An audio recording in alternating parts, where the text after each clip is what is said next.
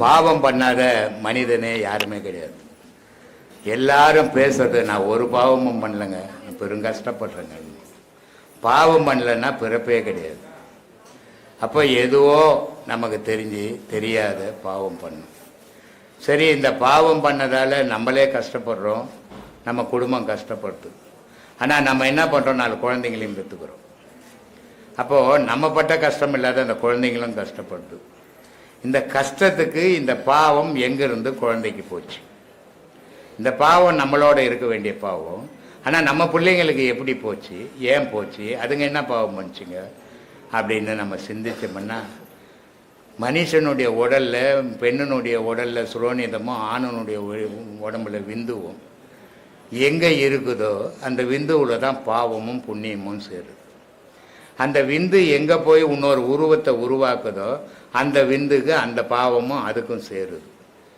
இதுதான் தாய் தகப்பங்கிட்ட வந்த பாவம், தான் செய்த பாவம், முன் செய்த பாவம், மும்மலங்கள்னு சொல்கிறது. இது மாயமலம், ஆன்மமலம், கண்மமலம் அப்படின்னு மும்மலங்களை விவரிக்கிறது இது. அப்படிப்பட்ட விந்துவில் இருக்கிற பாவத்தை அழிக்கணும். நம்ம அழிக்கணும்னா மூலமான குளத்திலே முளைத்தெழுந்த கோரையை, விந்து பையில் பாவ கோரை முளைச்சி போய்க்கணும் ஏராளமாக மனுஷன் உடலில். அந்த பாவ கோரையால் பிறக்கிற பிறப்பெல்லாம் பாவத்தில் மாட்டிக்குதான். அப்போது இந்த விந்து பையில் இருக்கிற இந்த பாவ கோரையை நம்ம அறுக்கணும். அறுத்தால் அது அடுத்தவங்கக்கிட்ட போகாது, நம்மளோட போயிடும். இன்பமோ துன்பமோ நம்மளோட போயிடும், அடுத்தவங்களை பாதிக்காது. அதனால் செவ்வாய்க்கர் சொல்கிறாரு, மூலமான குளத்திலே முளைத்தெழுந்த கோரையை காலமே எழுந்திருந்து 4 கட்டு அறுப்பீராகில். அதனால தான் பட்சி சொல்கிறேன். 4 மணிக்கு எழுந்துக்குங்க, ஊர் அமைதியாக இருக்கும். அந்த நேரத்தில் தியானம் பண்ணுங்க, உங்களுக்கு மனம் சஞ்சலப்படாது. நீங்கள் நல்லா 9 மணி வரைக்கும் தூங்கிட்டு 10 மணிக்கு இருந்தால் பக்கத்து வீட்டுக்காரன் கத்தினப்பா, ரேடியோ போட்டுனப்பா, மனசு நிற்காது. அப்புறம் மனசு நிற்கலைன்னா இப்படி நிற்கும். ஊர் அமைதியாக இருக்கும்போது உன் உள்ள நீ தூங்கி எழுந்து நீ இருக்கும்போது உன் உள்ளமும் அமைதியாக இருக்கும். அப்போ நீ பாடம் பண்ணும்போது மற்ற எண்ணங்கள் உன் பாடத்தை கெடுக்காது. நல்லா கொட்டை விட்டு ராத்திரிக்கு மூக்க பிடிக்க துண்ணு போட்டு ராத்திரி காலையில் 9 மணி வரைக்கும் தூங்கி போட்டு 9 மணிக்கு எழுந்து நான் பாடம் பண்ண போகிறேன்னா ஊரில் இருக்கிற சத்தமெல்லாம் உன் காதுக்கு வரும், நீ பாடம் பண்ண முடியாது. இது பிரம்ம முகூர்த்தம்னு பேர். அதுக்கு தான் அது சிறப்பான நேரத்தை வகுத்து கொடுத்துக்கிறான். 3லேருந்து 6க்குள்ளே பாடம் பண்ணணும் ஆன்மீகம். அதனால் மகான்கள் சொல்கிறான், ஞானி ராத்திரிக்கெல்லாம் முழிச்சிருப்பான், அஞ்ஞானி ராத்திரிக்கெல்லாம் தூங்குவான். ஞானி பகலெல்லாம் தூங்குவான், அஞ்ஞானி பகலெல்லாம் முழிப்பான். அப்போது மனுஷன்தான் ஞானியம், நம்மளும் மனுஷன்தான். ஆனால் செயல்கள் பார்த்திங்கன்னா மாறுபட்ட செயல்கள். அந்த மாறுபட்ட செயலால் மனுஷனாக பிறந்தவன் மகான் ஆகிட்டான். ஆனால் நம்ம மனுஷனாக பிறந்து மனுஷனாகவே வாழ்ந்துன்னுக்குறோம். இதுக்கு காரணம்னா நம்ம செயல்கள் சரியில்லாததால். நம்ம செயல்கள் எல்லாம் மாற்றிக்கணும். நம்ம சரியான செயல் செய்தோம்னா நம்மளும் ஒரு நாள் ஒரு பிரிவில் மகான்களாக மாறலாம். மகான்களாக மாறும்போது இந்த பிரபஞ்சத்தில் நம்ம பிறக்க வேண்டியதில்லை, பிறப்பை அறுக்கலாம். அதுக்காக தான் இந்த பாதைகள்லாம் வகுத்து கொடுத்துக்கிறாங்க. அதுக்காக சொல்கிறாரு, மூலமான குளத்திலே முளைத்தெழுந்த கோரையை காலமே எழுந்திருந்து 4 கட்டு அறுப்பீராகில் பாலனாகி வாழலாம், பரபிரம்மம் ஆகலாம், ஆலமுண்ட கண்டனார் அம்மை பாதம் உண்மையே. இதை டெய்லி நீ செய்துக்கினே இருந்தீங்கன்னா சிவசக்தியோடு சேர்ந்து வாழலாம்டா. உலகத்தில் இருந்து பாழா அழிதாத. ஆசை என்ற பயிற்றில் ஊழ்ந்துட்டு எழுந்துக்க முடியாதாயிடுற. எருமாடு சேத்துல பட்டுக்குச்சுன்னா பசுமாடு சேறு பக்கம் போச்சுன்னா ஒதுங்கி போயிடும். எருமாடு சேத்துல பட்டுக்குச்சுன்னா காலை 2 மேலே தூக்கி நல்லா முதுவை போட்டு பட்டிக்கினே இருக்கும். எழுப்புனா கூட எனக்கு வாழை பிடிச்சி கச்சா தான் எழுந்துக்கும். இந்த மனுஷன் வாழ்வு இந்த சேத்துல ஆசை என்ற சேத்துல ஊழ்ந்து பிறண்டும் கிடக்கிறான். அதிலேருந்து எழுந்து வெளியே வாடான்னு பேசிக்கிறேன் நான். அது எப்போ வருவானோ வரமாட்டானோ தெரியாது. அதனால் இப்படிப்பட்ட வாழ்க்கையை வாழ கற்றுங்க. முதல்ல கடவுள் ஏதோ தூரம் இருக்கிறார். கடவுள் காண முடியாத இடத்துல இல்லை. கடவுள் நம்ம கூடவே இருக்கிறார், நமக்குள்ளவே இருக்கிறார், நம்ம பக்கத்திலேயே இருக்கிறார். ஆனால் நம்ம அதை தெரிஞ்சிக்கிற அளவுக்கு நமக்கு பக்குவம் வராமல் போயிடுச்சு. இப்போ வானத்தை பார்க்குறோம், பார்த்தோம்னா நமக்கு நிலவு தெரியல. வானத்தை பார்க்குறோம், நட்சத்திரம் தெரியல. வானத்தை பார்க்குறோம், சூரியன் மட்டும் தெரியுது. அப்போ வானத்தில் நட்சத்திரம் இல்லையா, மறைஞ்சு போயிடுச்சா? நிலவு இல்லை மறைஞ்சு போயிடுச்சானா இல்லை, எல்லாமே இருக்குது. ஆனால் பார்க்குற ஆற்றல் கிடைக்கல. நம்ம எது பிரகாசமாகுதோ அது மட்டும் தருது. இந்த பிரகாசம் அதெல்லாம் மறைச்சி வச்சுக்குது. ஆனால் எல்லாமே இருக்கிற இடத்துல இருக்குது. அதே மாதிரி கடவுள் நமக்குள்ளவே இருக்கிறார். எங்கேயும் போய் தேட வேண்டியதே இல்லை, நமக்கு பக்கத்திலே இருக்கிறாரு. ஆனால் நம்மளால் அறிய முடியாத நம்ம மாயை வாழ்க்கையில் வாழ்ந்துருக்கிறோம். அந்த மாயை வாழ்க்கையெல்லாம் கடவுள் நமக்கு தெரியல. இதுக்கு அடிப்படை ஆசை. இந்த ஆசை அடங்குச்சுன்னா ஆண்டவனை அடையிறதுக்கு வழி கிடைக்கும். ஆனால் ஆசையை அடக்கணும். அதனால் சொல்கிறேன், நாடி நாடி உம்முள்ளே நாய்ந்துக்கான வல்லாரேல் ஓடி ஓடி மீளுவான் உம்முள்ளே அடங்கிடுவான். கடவுள்ன்ற காற்றை நீ பிடிச்சின்னா அது திணறி திணறி ஓடிக்கினே இருக்கும்டா, பிடிக்க முடியாது. ஆனால் பிடிக்க முடியலன்னு விட்டுடாத, ஓயாமல் பிடி, ஒரு நாள் உனக்குள்ளவே அடங்கிடுவான் அப்படின்றார். அதனால் சொல்கிறார், நாடி நாடி உம்முள்ளே, நாடி நாடினா அது கூடவே நீ உறவாடி, நாடி நாடி உம்முள்ளே நாய்ந்துக்கான வல்லாரேல் ஓடி ஓடி மீளுவான் உம்முள்ளே அடங்கிடுவான். தேடி வந்த காலனும் திகைத்திருந்து போய்விடும், கோடி கோடி காலமும் குறைவில்லாது வாழலாமே. இது உனக்குள்ளே அடங்கி போச்சுன்னா தேடிக்கின்னு வந்த எம்மன் கூட ஐயோயோ அங்கே சிவபெருமான் உட்காந்துங்கிற, நம்ம போனால் நம்மளை காலையில் ஒதிப்பார் அப்படின்னு விட்டுட்டு போயிடுவான். நீ காலகாலத்துக்கு வாழலான்னா. அப்படிப்பட்ட கலையை கற்றுக் கொடுத்தா அதை சீரான முறையில் செய்யலைன்னா எவ்வளோ வருத்தமான விஷயமாக.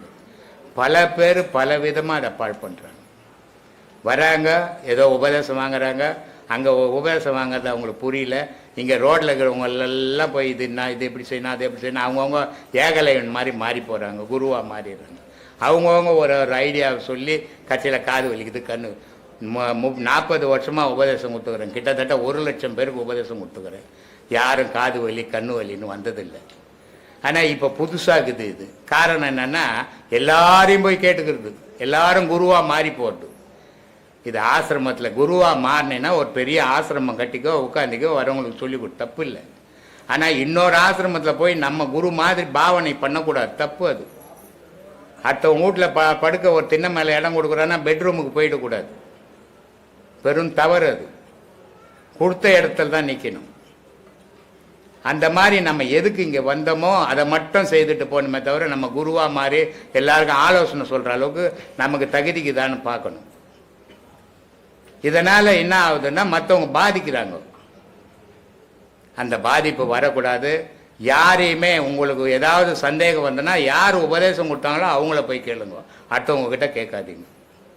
அதுதான் உங்களுக்கு நல்லது. இப்படி இருக்குது சாமி கடவுள் வழிபாடு. அதனால் அப்படிப்பட்ட நிலையை, அப்படிப்பட்ட உயர்ந்த விஷயத்தை நீங்கள் அடையிறதுக்கு முயற்சிகள் பண்ணணும், அதை அடையணும்.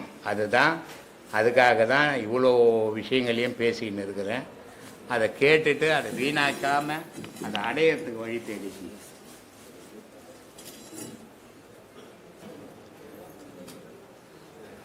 உள்ளே இருக்கிற மனிதனுக்குள்ளே இருக்கிற ஆன்மா தங்கமானது, எந்த அழுக்கற்றது, அப்பழுக்கற்ற பொருள், சுத்த பொருள், ஆசையற்ற பொருள், ஆனந்தமான பொருள். அது அளவு கடந்த ஜோதி பொருள். அது அப்படிப்பட்ட பொருளை இந்த மனமாகப்பட்ட மாயை மறைச்சிக்கு நிற்கிது.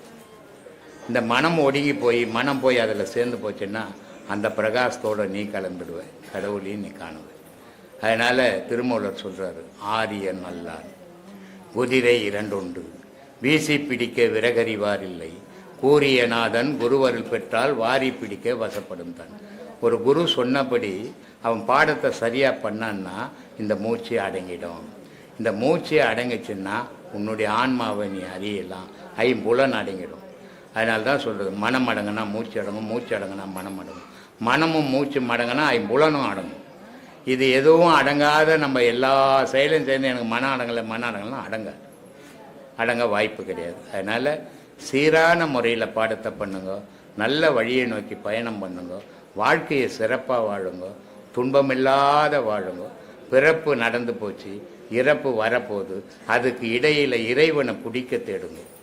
அதுதான் நம்ம வாழ்க்கையினுடைய சிறப்பாக இருக்கணும். மனிதனுக்கு மற்ற ஜீவராசிக்கு இல்லாத சிறப்பே என்னென்னா மனிதனால் மட்டும்தான் கடவுள் அடைய முடியும். அப்படிப்பட்ட கடவுளை அடைகிற மனுஷனுக்கு தனி சிறப்பு. அதனால்தான் உலகத்தில் உள்ள அத்தனை ஜீவனம் குனிஞ்சு நடந்தால் மனுஷன் மட்டும் நிமிர்ந்து நடக்கலாம். ஏன்னா அத்தனை ஜீவராசிலையும் கடவுளுடைய இயக்கம் இருக்குது. மனிதனுக்குள்ள கடவுளே இருக்கிறான். ஆனால் இதை இவன் காணாத காடு மோடெல்லாம் அலையிறான். அதனால சொல்றார், உருதரித்த நாடியில் ஒடுங்குகின்ற வாய்வினை கருத்தினால் இருத்திய கபாலம் ஏற்ற வல்லாரில் விருத்தரும் பலராவார் மேனியும் சிவந்துடும் அருள் தரித்த பாதம் அம்மை பாதம் உண்மையே. கடவுள் உனக்குள்ளக்கிறாண்டா. காடு மோடெல்லாம் சேர்த்து செத்தவன் எவ்வளோன்னு எண்ணி சொல்ல முடியாத அளவுக்கு செத்து போயிட்டான். ஆனால் கடவுள் தனக்குள்ளக்கிறவனை தேட தெரியலையே, அதை சொல்லி கொடுத்தாலும் எடுத்துக்க மாட்டுறானே அப்படின்னு வருத்தப்படுறாங்க. அப்படிப்பட்ட மகான்கள் வந்த நாடு இது. அப்படிப்பட்ட மகான்கள் வழிகாட்டி இருக்கிறாங்க. இதில் இந்து மதத்தினுடைய உலகத்தில் 1000 மதங்கள் இருக்கலாம். எல்லா மத வழிபாடு தான் நடத்த முடியும். இந்த இந்து மதத்தில் மட்டும்தான் கடவுள் வழிபாடு நடத்த முடியும். இங்கே மதம், ஜாதி, இனம், குலம் எல்லாம் இருக்கக்கூடாது. மனுஷன் மட்டும்தான் பார்க்கணும். நான் பேசும்போது பார்த்துருப்பீங்க, தமிழ்நாடு, தமிழ் மொழி, தமிழன், இந்தியா அப்படிலாம் பேச மாட்டேன். உலக மக்கள் என்ன பேச. ஏன்னா எல்லா மனிதர்களும் நல்லா இருக்கணும். எல்லா நாட்டில் இருக்கிறவங்க மனிதர் தான். அந்த மனிதர்கள்லாம் நல்லா வாழணும்னா இறைவனை நல்லா வழிபட்டால்னா இறைவனோட அருள் பூமிக்கு கிடைக்கும். பூமியில் செழிப்புகள் நடக்கும். இன்றைக்கி கோள்கள் எல்லாம் மாறி போச்சு. சொல்கிற ஜாதகம், ஜோசியம் எல்லாம் பொய்யா போயினுக்குது. இதுக்கு காரணம் என்ன? கோள்கள் மாறி போச்சு. அந்த கோள்களை மாற்றி இருக்கிற மாதிரி எழுதுகிற அளவுக்கு இன்றைக்கி ஜோசியருங்க கிடையாது. அன்றைக்கி இருந்தாங்க. இப்போ அதனால் அந்த கோள்கள் மாறினதால் இவன் சொல்கிற ஜோசியம் பொய்யா போயினுக்குது. அப்போது இறைவனை சுமக்க ஆரம்பித்து மனிதன் இறைவனை வழிபட ஆரம்பித்தான்னா அந்த கோள்களினுடைய செயல் பூமிக்கு நல்லா கிடைக்கும். பூமிக்கு நல்லா கிடைக்கும். பூமியில் இருக்கிற உயிரினங்கள் நல்லா வாழும். காலங்கள் தவறி மழை பெய்யுது பார்த்தீங்களா? மும்மாறி பழையணும் அப்படின்னா ஒவ்வொரு காலகட்டத்தில் எப்பெல்லாம் மழை வரும், எப்பெல்லாம் காற்று வரும் அப்படின்னு எழுதி வச்சான். இன்றைக்கி காலமே சொல்ல முடியாத கண்ட நேரத்தில் மழை வருது, கண்ட நேரத்தில் வெயில் காயுது, ஒரு இடத்துல மழை பெய்யுது, ஒரு இடத்துல இடி விழுது. இதுக்கு காரணம் என்ன? கோள்கள் 9 நவகிர கோள்களும் மாறி போச்சு. இதுக்கு என்ன காரணம்? மனுஷனுடைய அகங்காரம், அழிவு. மனிதனுடைய எண்ணத்துக்கு ஏற்ற மாதிரி கோள்கள் செயல்படுது. கோள்களினுடைய செயலுக்கு ஏற்ற மாதிரி மனிதன் செயல்படுறான்.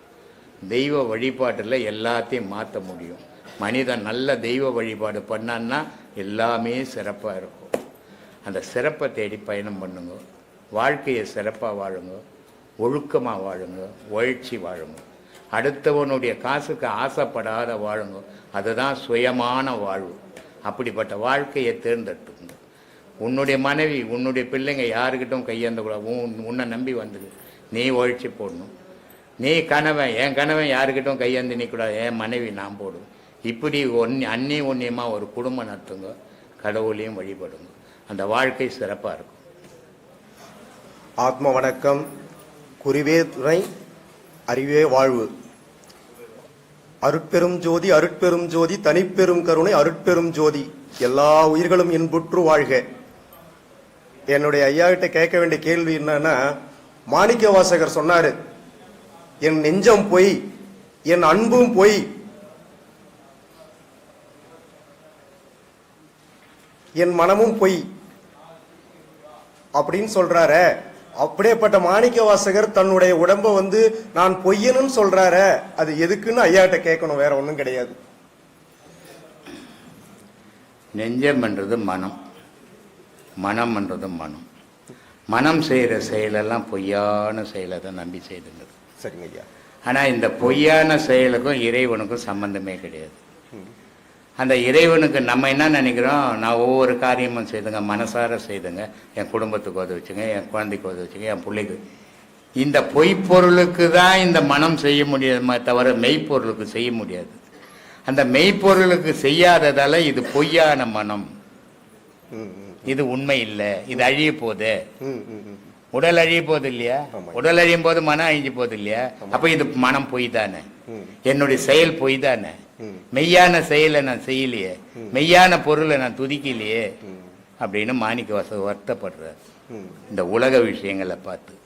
அப்போ மெய்யான பொருளை துதிக்கணும், மெய்யான பொருளை வழிபடணும். அதுதான் உன் காலத்துக்கு வரப்போற விஷயம்.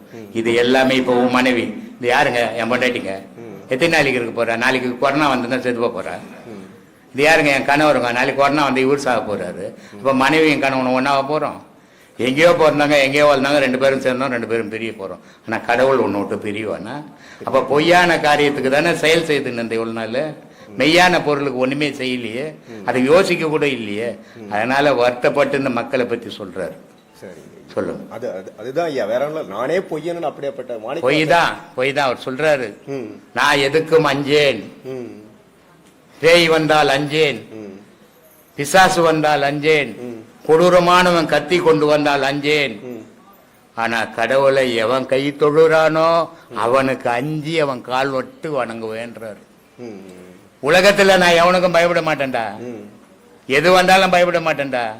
ஆனா கடவுளை எவன் அஞ்சு கையால தொழுகிறானோ அவன் காலடியில நான் கிடப்பண்டான்றான் மாணிக்கவாசகர் சொல்றாரு. அப்போ அப்படிப்பட்ட தூய்மையான பக்தியை பண்ணணும், தூய்மையானவனுக்கு அடிமையா இருக்கணும். ஆனால் நம்ம செய்யற செயல்லாம் இப்ப மெய்வாய் கண் மூக்கு செவி. இப்ப மெய்யின்னா என்ன அர்த்தம்? மெய்யின்னா உண்மை அறிதல், உண்மைன்னு அர்த்தம், உண்மைன்னு அர்த்தம். அப்போ இந்த உண்மையான பொருள் நிக்கலையே, செத்து போகுது, மண்ணுக்கு போயிட்டு. அது எப்படி அது உண்மைன்னு சொல்றோம் நம்ம? அப்ப நம்ம பொய் தானே சொல்லிக்கின்னு இருக்கிறோம். அப்போ இந்த மெய் யாருக்கு? இது மெய். அஞ்ஞானிக்கு மெய் அடையாள பொருள். மெஞ்ஞானிக்கு இந்த அடையாள பொருள் மெய் இல்ல, உள்ளகிற உயிர் மெய். அதனால அவன் சொன்னான் மெய்ப்பொருள் உள்ள இருக்குதுடா, பொய்ப்பொருளை தேடி திரியிறியடா. அதனால சொன்னான் மெய் வாய் கண் மூக்கு செவின்ட்டான். இது 5 அழிய போற பொருள், உலகிற பொருள், அழியா பொருள்ரா. அது மெய்ப்பொருள், இது பொய்ப்பொருள். அதனால சொன்னான் காயமே இது பொய்யடா, சிவ காற்றடித்த பையடா, மாயனாராம் குயவன் செய்த மண்ணு பாண்டம் ஓடடா. உளுத்த நரம்பையும் உளுத்த சதையும் வெளுத்த நரம்பையும் இழுத்து கட்டிய கூடடா, நொந்த சோத்தையும் வெந்த காய்கறி போட்டடைத்த பையடா, காயமே இது பொய்யடான்னு அவன் மகான் சொன்னான். ஆனா நம்ம என்ன சொல்றோம், இது மெய்ப்பொருள்னு. அப்போ நம்ம செயல் இந்த உலக விஷயத்துல செய்யறதெல்லாம் பொய்ப்பொருளை செய்துங்கிறோம்.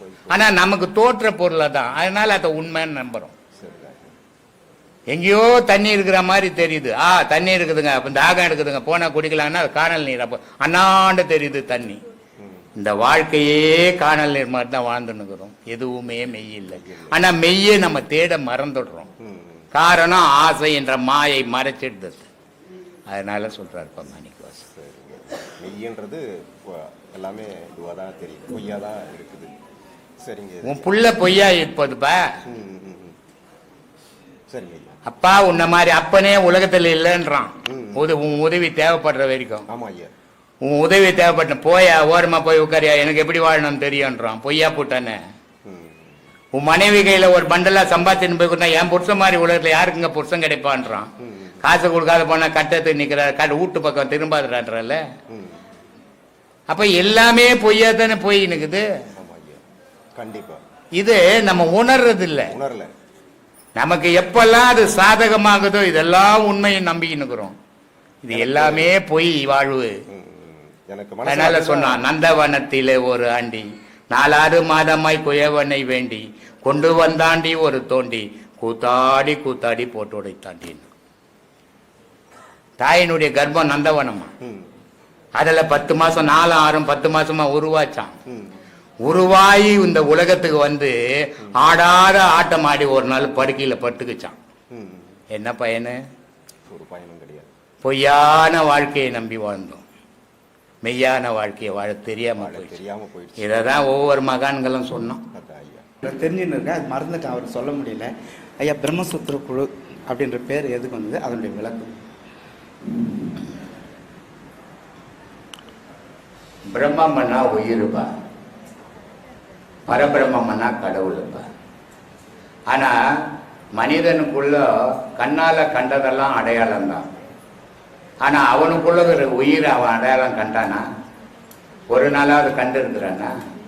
அதனால அந்த உயிர் இல்லைன்னா இவன் இருப்பானா? அப்போ இருக்குது. அதனால தான் நான் சொல்றது, இல்லாத ஒன்று இருந்து கொண்டு ஏக்கி கொண்டு ஏங்குவது எதுவோ அதுவே கடவுள்னு இதை தான் நான் சொல்லி கொடுத்துருந்தேன். அப்போ பிரம்மசூத்திரம் அப்படின்னா ஒரு மனிதனுக்குள்ள உயிர் இருக்குது. ஆனா அது எப்படி இருக்குதுன்னா ரகசியமா இருக்குது, சூத்திரம்னா ரகசியம், பிரம்மம்னா உயிருன்னு அர்த்தம். அப்போ அது ரகசியமா இருக்குது. அதை பற்றி தெரிஞ்சுக்கிற இடம்தான் இது.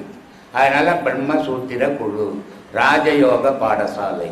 ராஜயோகம்னா ஒரு ஊருக்கு ஒரு ராஜா இருப்பார். அந்த ஊரில் இருக்கிற மக்களுக்கெல்லாம் அந்த ராஜா தான் துணை புரிவார், அந்த ராஜா தான் உதவி பண்ணுவார், அந்த ராஜாவால் தான் அந்த ஊர் மக்கள் வாழ்வாங்க. அதே மாதிரி இந்த உடலுன்ற உடல்ல, இந்த ஊருன்ற உடல்ல உயிரென்ற ராஜா இருக்கிறாரு.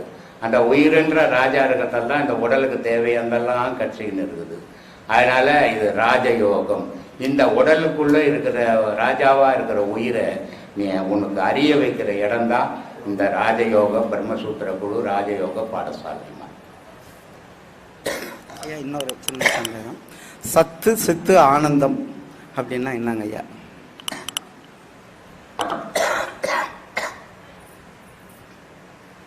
சத்துன்னா உனக்குள்ள இருக்கிற பலம், சித்துன்னா உனக்கு இருக்கிற பலத்தை செயல்படுத்தினா நடக்குதா நடக்கலையான்றது சித்து. அதுக்கு பேர் சித்தாடல்னு பேர்.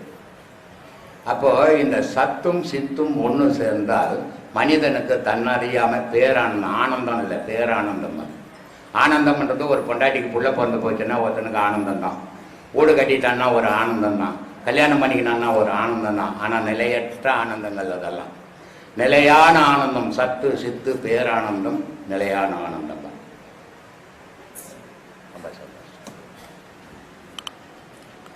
ஏன் அது அப்பப்போ போட்டுடுறேன், அப்பப்போ எடுத்துக்கிறேன்.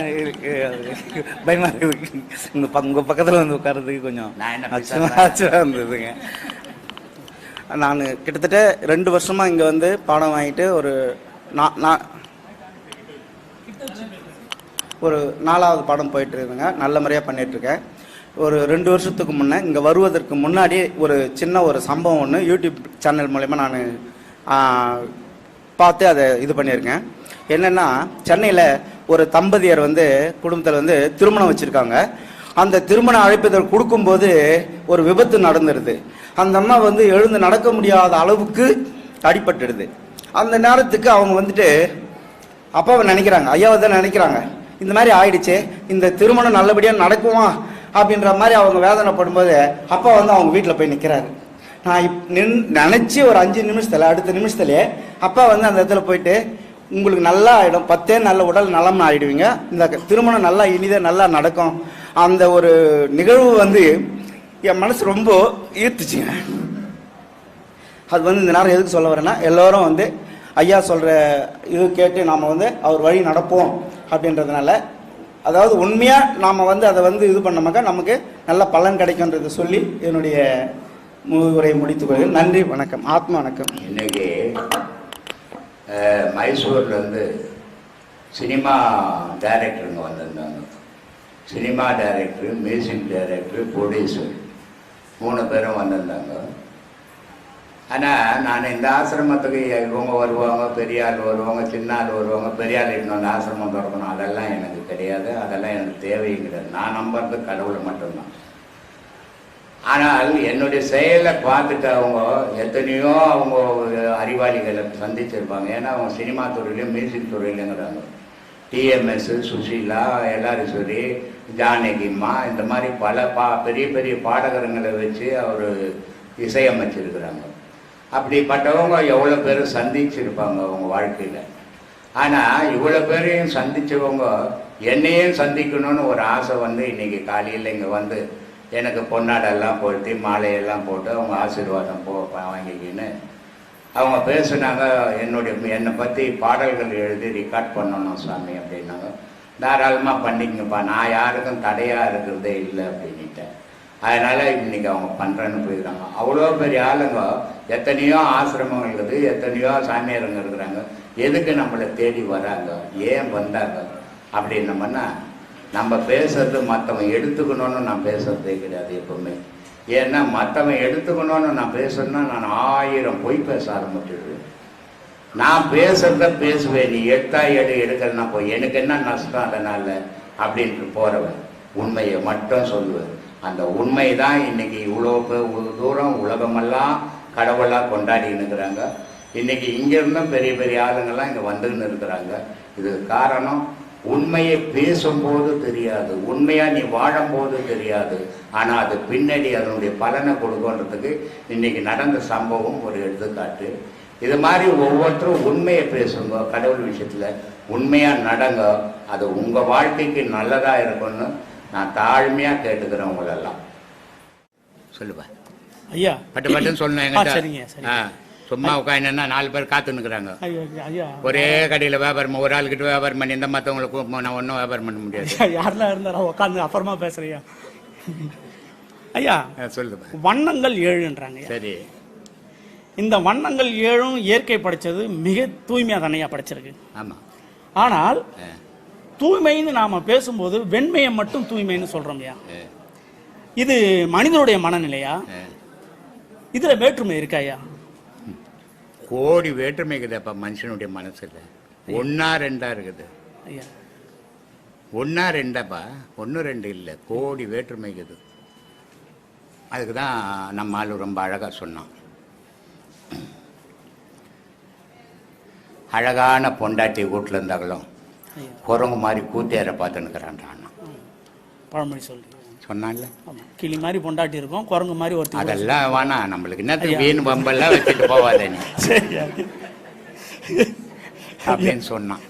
அப்போ இவனுடைய மனநிலை எதை தாண்டி போகுது, இவன் எதையெல்லாம் பார்த்துட்டானோ அதையெல்லாம் அவனுக்கு பெருசா தெரியல, எதையெல்லாம் இவன் பார்க்கலையோ அதெல்லாம் பெருசா தெரியுது.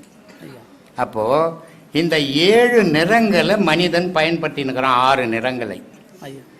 மீதி ஒரு நிறத்தையும் பயன்படுத்துறதே இல்லை. அதை இங்கே தான் பயன்படுத்துறாங்க, வெள்ளை ஆடை கட்டினா தாங்க வரணும்ட்டு இல்லையா? அப்போ இப்போ கடைக்கு போனீங்கன்னா வெள்ளை புடவை எடுத்து யாருன்னா போடுவானு ஜவுளிகளில் பார்ப்பா நல்லா இருக்குதான்ட்டு போட மாட்டேன், கலர் புடவை தான் போடுவான். ஏன்? அது அவங்கள வசீகரம் பண்ணுது, கவர்ச்சி இருக்குது. கவர்ச்சியில தான் காலம் போயினுக்குது. அதனால இந்த நிறங்கள் எல்லாம் பூக்கள் தலையில வைக்கிறது, வெள்ளை பூ வைக்கிறாங்களா? வைக்க மாட்டாங்க. மல்லி வைக்கிறாங்க. ஏமா மல்லி அது வாசனைக்கு வைக்கிறது. மீதி ரோஜா கிஜா எல்லாம் கலர் கலரா வச்சுப்பாங்க. அதெல்லாம் பூ வைக்கிறது கலர் கலரா இல்லாத கலர் கலரா அந்த பூக்கு ஏற்ற பனியனு, அந்த பூக்கு ஏற்ற பதாவணி, பூக்கு ஏற்ற பவுடரு, பூக்கு ஏற்ற நெப்பு, இப்படி எல்லாம் மாத்திக்கிறாங்க. ஆனால் இந்த வெண்மைன்றது இயற்கை, மீதி எல்லாம் செயற்கை. கடல் நீர் இருக்குது இல்ல, அது வெண்மையா? அதுக்கு நிறம்னு சொல்ல முடியல. என்ன அது? அது இப்ப தண்ணி வர்றது குழால, அது வெண்மையா? இல்லையா? அப்ப வெண்மைன்றது எது? எது? என்னப்பா தண்ணி வெள்ளையா இல்லையாப்பா? ஆமா, தண்ணி எங்க வெள்ளையாகுது? அது கண்ணாடி மாதிரி இல்ல. அது ரெண்டாவது அது எதுல சேர்த்தாலும் அந்த நிறமா மாறி. அது சேர்க்கும் போது வேற கதை. அதை நீ நேரடியா பார்க்கும் போது கண்ணாடி மாதிரி தான் இருக்குது. ஆமாயா. அது எப்படி வெள்ளைன்னுவேன்? வெள்ளைன்னு சொல்ல முடியாது. கடல் நீரை கையில எடுத்தீங்கன்னா கண்ணாடி மாதிரி தான் இருக்குது. அது எப்படி வெள்ளைன்னுவேன்? ஆனா நம்ம தண்ணி எல்லாம் வெள்ளைன்னு தான் சொல்றோம். ஆமாயா. இல்ல? ஆமாயா. பால் இருக்குது தெரியுமா, அது வெண்மையா?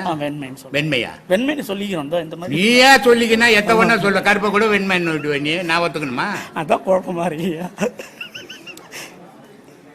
இந்த 7 நிறங்கள் கண்ணில் உண்டு. இந்த 7 நிறங்கள் இயற்கையான நிறங்கள் மனிதனுடைய கண்ணில் உண்டு. அந்த 7 நிறங்கள் வில்லு வளையம், வானவில், அதுல வரும் 7 வளையம், 7 நிறங்கள். இந்த 7 திரையை நீக்கினா தான் இறைவனை நீ அடைய முடியும். இந்த 7 நிறங்களையும் தாண்டினோம் நீ. அதனால சொன்னான், மூலாதாரம், சூதிஷ்டானம், மணிப்புரகம், அநாகதம், விசித்தி, ஆக்ஞை, சகசிராமம், இந்த 7ஐயும் கடந்தா தாண்ட கடவுளை பார்க்க முடியும். அப்போ இந்த 7ன்றது மாறுபட்டுக்குன்னே இருக்கணும். அப்போ எதுவும் இல்லை என்று நின்னாதான் கடவுள் தெரிவான். ஏதோ ஒண்ணு இருக்குதுன்னா கடவுள் இல்லை. ஏன்னா கடவுள் இருக்குதுன்னாவே நீ தனியாயிடுற, கடவுள் தனியாயி போகுது. புரியுதா? புரியுது. அப்ப கடவுள் இல்ல, நான் இல்ல அப்படின்னும் போது அங்க எதுவுமே இல்லை. அதான் கடவுள் வழிபாடு. புரிஞ்சுதா? இவ்வளவு சிக்கலுக்கு சாமி சும்மா இல்ல. இப்ப ஐயா சொன்ன தத்துவம் தான் வடலூர் வள்ளலார் வள்ளலாறு 7 7 திரை திரைகளை போட்டு அதை நீக்கிடு பார்த்தாதான் பேரொளி தெரியும் அப்படின்னு ஜோதி ஏத்தி காட்டினார். சிறப்பான விளக்கையா. எல்லாத்தையும் அப்படித்தான் சொல்லிங்கிறேன். ஐயா, இல்லையா? கேட்டுட்டு போய் அப்புறம் அந்த ரோட்ல வண்ணார்பேட்டில் போய் சொல்றேன் அந்த ஆளுக்கு என்ன தேர்த்து கர்மா நான் தான் சொல்லி கொடுத்துங்கிறேன்றேன். ஐயா அப்படிலாம் சொன்னா வீணா போயிருவியா நாடு. பெண்மா நீ மட்டும்தான் வீணா போற மாதிரியா நான் ஆகாயத்து போக மாதிரின்னு சொல்லிங்கிற. எல்லாரும் வீணா மண்ணில் தான் போக போறோம் ஒரு நாளைக்கு. சொல்லு. அன்பே சிவம் மனமே குரு என்றுணர்த்திய குருவே போற்றி. மகாதேவன் மலேசியாவிலிருந்து வர்றார். நான் பல மீடியாக்களில் சொல்லியிருக்கிறேன். இந்த சித்தர்களுடைய கோபுரத்துக்கும் மகான்களுடைய சிலை செய்யறதுக்கும் பெரும் உதவி பண்ணவர் இவர். இதே மாதிரி பெல்ஜியம் நாட்டிலேருந்து கணேசன் என்ற ஒரு பெரும் உதவி பண்ணார். ஆனால் இவ்வளோ உதவி பண்ணவர் நேரடியாக என்னை பார்த்ததில்ல, ஒரு வீடியோவில் தான் பார்த்துக்கிறாரு. ஆனால் நான் இவரை நேரடியாக இது வரைக்கும் நேற்று ராத்திரி தான் 2 மணிக்கு வந்தாங்க. அப்போ தான் பார்த்தேன் நான் இவரை. இது வரைக்கும் என்னை பார்க்கவே இல்லை.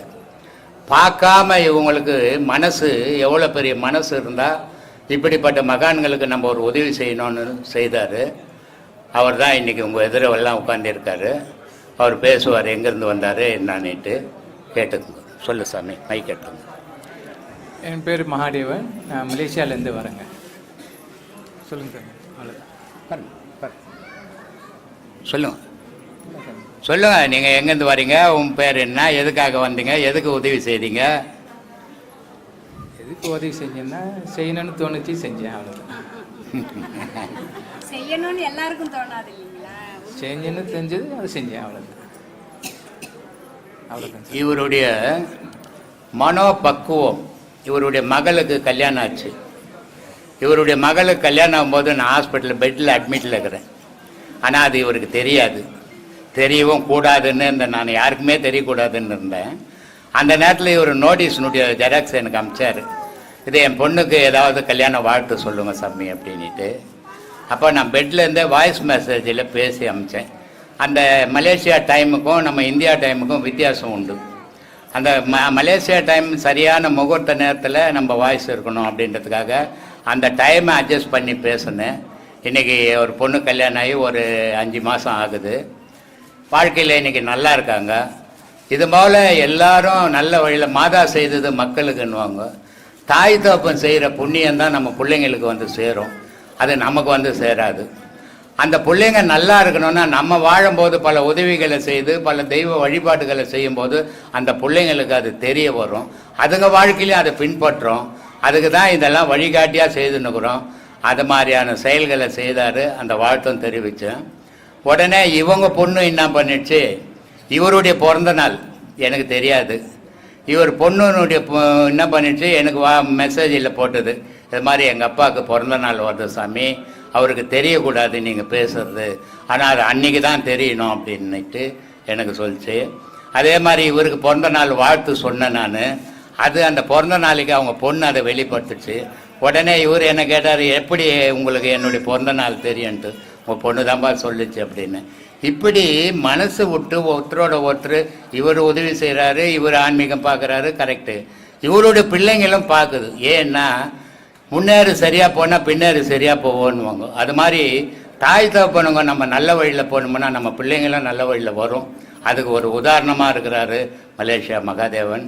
அவருடைய குடும்பமும் அவருடைய பொண்ணுங்களும் எல்லாரும் நல்லா இறைவன் அருளாலையும் என்னுடைய ஆசீர்வாதத்தாலையும் நல்லா இருப்பாங்க, சந்தோஷமாக வாழட்டும்.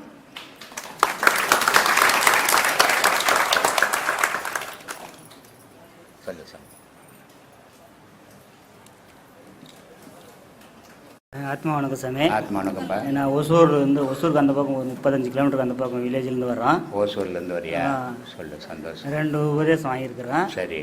ஃபர்ஸ்ட் உபதேசம் வந்துட்டு வாங்கிட்டு 2வது உபதேசம் 2வது அப்படியே 2வது மாதம் வந்து வாங்கிட்டோம். 2வது மாதம் வாங்கிட்டியா? இல்லடி பண்ணி இல்லை, அப்புறமா தான் எனக்கு தெரிஞ்சது நீங்கள் யூடியூப்பில் சொன்னது. 6 மாதம் கழிச்சு தான் நாம் வந்து 2வது உபதேசம் வாங்கணும். இது பட்டாணி கடை இல்லைப்பா, ஆன்மீக சார். அதுதான் சாமி எனக்கு தெரியாமல் நிறைய பேர் பட்டாணி கடை நினச்சின்னு மாதம் போன ஒரு ஒன்றுமே முட்டாளாக இருந்ததே மேலு, அதை விட முட்டாளாயிடுவீங்க. அது மாதிரி உபதேசம் வாங்கணும். ஒரு உபதேசம் வாங்கினா 12 வருஷங்கள் ஆகணும் இந்த உபதேசம் முடிக்கிறது. சரி சார். ஒரு உபதேசம் வாங்கினா அடுத்த உபதேசம் 6 மாதம் கட்டி தான் வாங்கணும். அப்போ தான் முதல் வாங்கின உபதேசத்தில் அனுபவங்கள் கிடைக்கும். அதை விட்டுட்டு மாதம் மாதம் வாங்கினீங்கன்னா ஒரு பார்த்தம் தெரியாது. முதல்ல இருந்தது புத்திசாலி இருந்திருப்ப, இப்போ வடிகட்டின முட்டாள் ஆயிடுவேன். கொண்டாட்டி திட்டிக்கினே இருப்பாப்பா வீட்டில், சும்மா இருக்க மாட்டா. இல்லை சார், அப்படிதான் ஆயிட்டு. சரி, அப்புறமா ரெண்டாவது வந்துட்டு நம்ம சீனிவாச சாமி கிட்ட வந்து சொன்னோம். அந்த சாமி கிட்ட வந்து சொன்னோம். சரி, அவர் வந்துன்னு அவர்கிட்டையும் சொன்னோம். அப்புறம் நம்ம அண்ணா கிட்டையும் கேட்டோம். அவர் வந்து என்ன சொன்னாரு, சரி நீ ரெண்டாவது உபதேசம் வேண்டாம் விட்டுரு, ஃபர்ஸ்ட் உபதேசத்தையே செய்யு. ரெண்டாவது உபதேசம் ஒரு குறிப்பிட்ட நாள் ஒரு 6 மாசம் ஒரு 5 மாசம் ஆகும் சொல்லு அப்படின்னாரு. அது இப்ப அந்த ஃபர்ஸ்ட் உபதேசமே வந்து ஒரு நாள் நல்லா ஓரளவுக்கு நல்லா 1 மணி நேரம் சீரா உட்காந்து சேர்க்காரு. ஆனா ஒரு நாள் 20 நிமிஷம் 30 நிமிஷம் உட்காந்து சேர்க்க ரொம்ப மனம் தடமாட்டம் ஆயிடும். முடியாது. ஏன்னா இதுக்கு என்ன பாழா போன மனம் இருக்குது, அது அவ்வளவு சாதாரண பொருள் இல்லை. நீ புடிச்சு வச்சா போ நிக்கிறதுக்கு.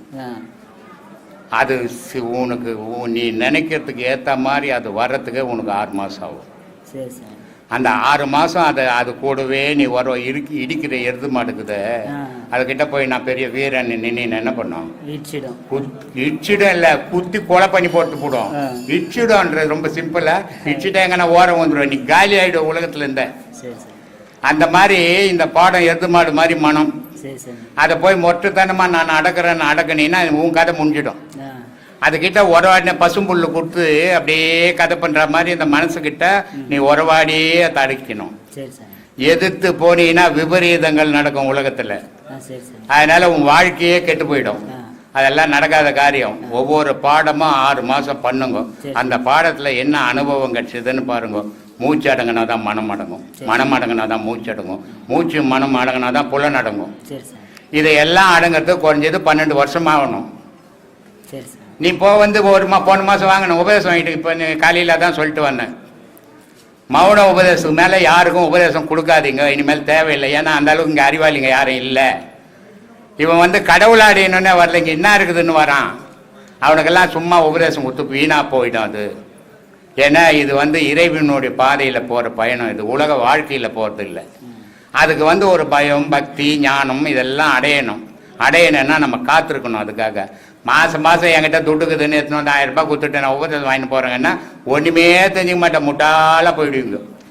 அதனால அந்த மனம் அப்படி அடங்காது. ஒரு 4 கிராம் அது அடங்கி கொஞ்சம் கொஞ்சமாக மூச்சே உனக்கு இவ்வளோ பேசிங்கிற மூச்சு வருதா பார்த்தியா? கையை வச்சு பாரு, நான் பேசிக்கினே இருக்கிற மூச்சு வருதா? வரக்கூடாது, அது உள்ள அடங்கி போகணும். அதனால சொன்னான், ஏற்றி இறக்கி இருகாலம் போரித்து காற்றை பிடிக்கும் கணக்கறிவாளிக்கு கூற்றை ஒதிக்கும் குறியது வாழ்மைன்னு.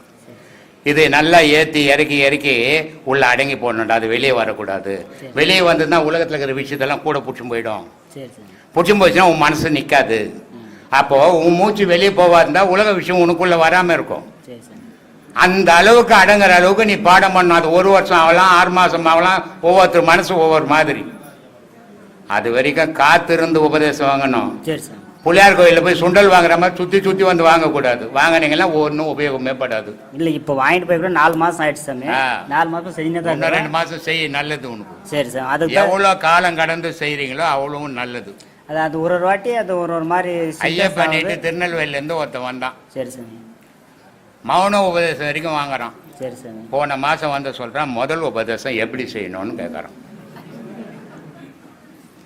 அவனுக்கு கட்சியில் என்ன பண்ண, போன உபதேசம்லாம் போட்ட முதல் உபதேசம் சொல்லி கொடுத்து அனுப்புங்கடான்னு.